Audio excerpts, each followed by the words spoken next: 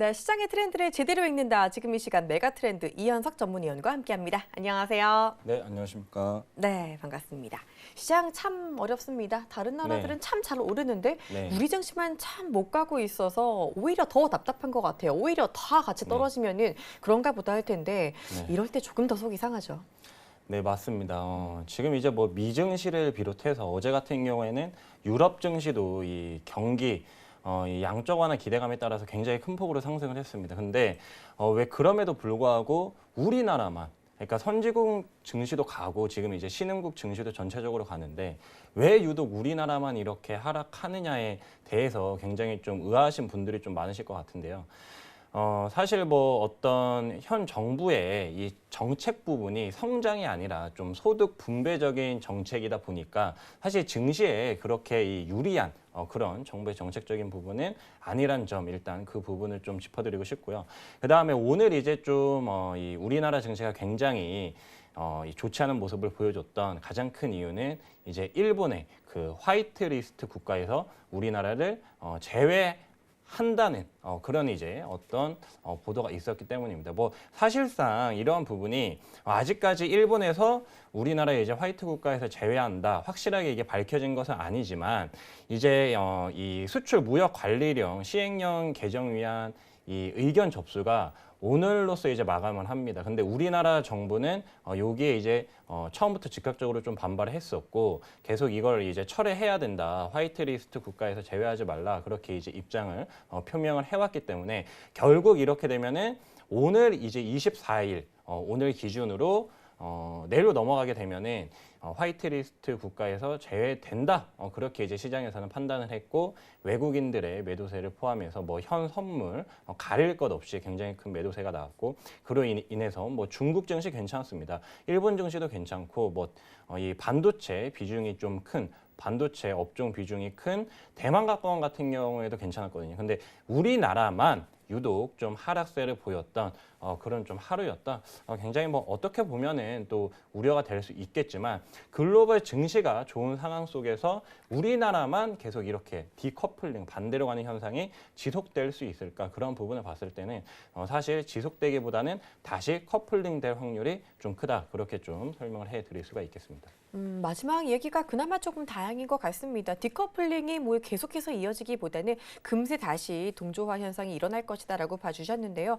사실 아직까지 일본에서 공식 입장을 발표를 한 건 아니잖아요. 네. 화이트리스트 국가에서 제외를 할 것이다라는 우려감 때문에 미리 좀 내렸으면은 만약에 공식 발표가 딱 됐을 때 더 빠질까요? 아니면은 그나마 좀 미리 빠졌기 때문에 덜 흔들릴까요?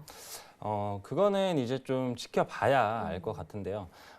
항상 이 주식에서 가장 우리가 많이 듣는 용어가 바로 선반영이라는 것입니다. 그래서 만약에 이러한 부분이 오늘 미리 다 선반영이 됐다 하면은 이제 실제로 화이트리스트 국가에서 제외가 된다라고 해도 이미 뭐 반영됐어. 이제 반영될 만큼 반영됐으니까 지금부터는 올라야 돼. 그렇게 이제 시장에서는 좀 반응을 할 수가 있는 거죠. 근데 가장 이제 중요한 부분은 이 화이트리스트에서 우리나라를 제외를 한다 그래도 사실상 이 일본의 어떤 고순도 불화수소 같은 네. 그러한 소재를 우리나라가 수입을 못하는 게 아닙니다. 그러니까 수입을 하기가 조금은 까다로워진다는 것이지 아예 수입을 못하는 건 아니에요. 그러니까 흔히 이제 네. 갑질이라 그러잖아요. 그렇죠. 네, 그러니까 일본에서는 너희가 우리나라 소재를 그동안 편하게 가져갔는데 이제는 조금 불편할 수도 있어. 그런 식으로 이제 조금 이제 좀 어떻게 보면은 좀 딴지를 걸 수 있는 그런 시스템이 될 수 있다. 그렇게 좀 받아들이시는 게 좋겠고 결국 입장을 바꿔서 여러분들이 한번 생각을 해보시기 바랍니다.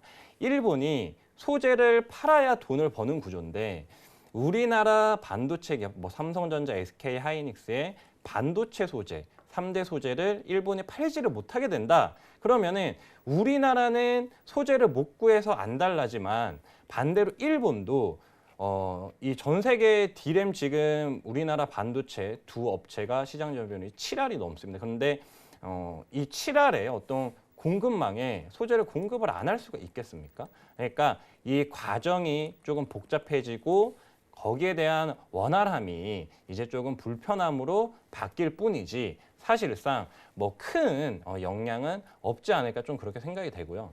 결국 이제 미중 무역 전쟁을 봤을 때 우리나라 이제 한일 무역 전쟁이 펼쳐진다 그러면은 결국 지금 이제 미국의 트럼프 대통령이 화해 제재를 조금은 완화를 시켜주고 그리고 어떻게든 이 미국 내 화해 제재로 인해서 피해를 받는 업체들에게는 그 길을 조금씩 열어주고 있지 않습니까? 그래서 이런 부분을 봤을 때 만약에 일본에서 정말 이 반도체 3대 소재를 규제를 한다. 그래도 결국 나중에는 그 일본 기업들을 위해서라도 이러한 소재 공급을 다소 원활하게 풀어줄 가능성이 굉장히 크다. 그렇게 좀 정리를 해드릴 수가 있겠습니다. 네, 이야기를 들으니까 바로 이해가 쏙쏙 됩니다. 사실상 또 대외적으로는 금리 인하 이슈도 있고 미국과 중국이 화해를 할 수도 있다라는 움직임도 나오고 있는데 이런 이슈에 조금 더 오를 수 있는 가능성도 있겠죠, 시장이? 네, 맞습니다. 지금 이제 뭐 앞에서 제가 말씀드렸다시피 글로벌 증시는 굉장히 좋은 상황이고요. 네.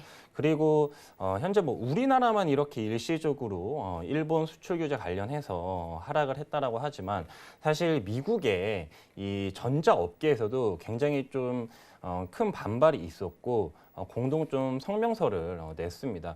그러니까 사실 우리나라가 반도체 공급 디램 관련해서는 세계를 거의 이제 지배를 하고 있는데 미국도 여러분들이 아시다시피 첨단 업체들이 굉장히 많죠. 근데 이러한 미국 업체들이 만약에 반도체 공급에 차질이 생긴다. 그러면 당연히 트럼프 대통령한테 가서 이게 우리가 반도체 공급을 원활하게 받지 못해서 힘들어요. 그렇게 말할 거란 말이에요. 그러면은 트럼프 지금 재선이 1년 정도 남은 기간에서 당연히 그들의 요구를 어느 정도 들어줄 수밖에 없습니다. 그러니까 뭐 이 트럼프 대통령하고 일본의 아베랑 골프를 치면서 이거 사전에 다 이야기된 거다. 한국의 반도체를 이 미국과 일본이 타겟으로 한 거다. 그런 뭐 소문도 있긴 하지만 사실상 현재 구간에서는 우리나라 메모리 반도체 공급에 차질이 생기면 당연히 반도체 가격 급등합니다. 그래서 최근에 이 메모리 반도체 가격이 10% 이상 단기간에 급등을 했고 그로 인해서 뭐 삼성전자, SK하이닉스뿐만 아니라 미국의 동일한 회사죠. 마이크론이라는 업체도 우리나라 SK하이닉스보다 몇 배도 큰 상승이 나왔는데 바로 이러한 부분을 봤을 때 결국 반도체 가격에 급격한 발작이 일어나면 결국 이게 전 세계로 그 피해가 고스란히 퍼질 수밖에 없다. 그러면은 우리나라 잘못이라고 다른 전 세계 국가들이 손가락질하기보다는 일본의 잘못이 크다. 왜 그렇게 야비한 술수를 부리냐? 그렇게 할 수가 있다는 것이죠. 그래서 이러한 부분을 봤을 때 우리는 좀 더 좀 평온한 마음으로, 그러니까 뭐 지금 일본 불매 운동 뭐 해야 된다 그래서 너무 좀 급격하게 대응을 하는 부분이 없지 않나. 좀 더 이제 넓은 마음으로 우리가 더 이렇게 온화한 그런 제스처를 표현을 한다면은 전 세계 국가에서도 우리나라의 어떤 위상과 이미지가 일본을 능가할 수도 있지 않을까 개인적으로 좀 그렇게 생각을 하고 있습니다. 네, 좋습니다. 네, 내일 시장 체크 포인트입니다. 먼저 일본 수출 규제 안건에 대한 이야기가 오늘부터 WTO에서 논의가 되고요. 자, 다음으로 글로벌 증시와 디커플링이 지속될지 여부 지켜보자라고 해주셨습니다. 자, 마지막으로 내일 있을 ECB 통화정책 회의에도 관심을 갖자라는 이야기 주셨네요. 네, 하나씩 알아보도록 하겠습니다. 일단 일본 수출 규제 안건 논의가 하루 밀려서 WTO에서 오늘부터 이제 논의가 된다라고 하죠. 네, 맞습니다. 사실 WTO는 어떤 이 공정한 무역 그런 부분에 대해서 좀 이제 열린 마음으로 우리나라 편에 좀 서주지 않을까 그런 좀 생각을 하고 있는데요. 중요한 것은 이게 또 일본이라는 나라가 어떤 전 세계에 미치는 영향을 우리가 무시는 할 수가 없기 때문에 좀 어떠한 결과가 나올지에 따라서 내일의 이 디커플링 현상도 우리가 조금 체크를 해봐야 될 것 같고요. 그렇기 때문에 이제 이 결과가 어떻게 나오느냐를 여러분들이 체크를 하시고 그 다음에 글로벌 증시와 우리나라가 계속 이제 동조화되지 못하냐 그 부분을 조금 확인을 하셔야 될 것 같습니다. 그래서 이 디커플링 여부 계속적으로 우리가 체크를 하셔야 되겠고요. 이러한 부분, 그러니까 글로벌 증시의 흐름을 어디서 보냐 그렇게 물어보시는 분들도 조금 많더라고요. 네. 사실 뭐 우리나라 증시 그리고 어떤 우리나라 어떤 종목에만 집중을 하고 계신 좀 초보 투자자분들이 많기 때문에 이러한 부분에 대해서 조금 나는 도움이 필요하다 하시는 분들은 저희 오픈 채팅방에 들어오셔서 좀 많은 도움을 받아 가시기 바랍니다.